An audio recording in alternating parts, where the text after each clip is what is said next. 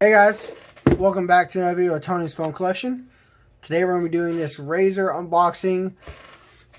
When the guy posted it, I'm pretty sure it's a Razr V3 something, but it didn't look like it had a back cover. It looks like it had a battery but no back cover, so we'll go ahead and take a look. Very big box, packing peanuts for days. Got a receipt in here. I paid, let's see, I think it was like $8. I can't remember. I'll have to look it up.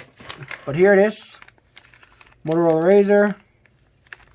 The power's on. It says ESN is clean.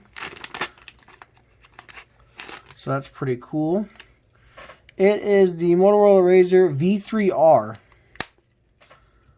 So there it is. It does have a crack in the front lens though, but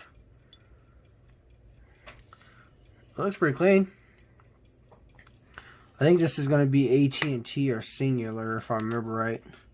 I'll have to buy a back cover for it and stuff like that, but there's that unboxing. It's pretty quick, pretty easy. So hope you guys enjoyed the video and stay tuned for the next one.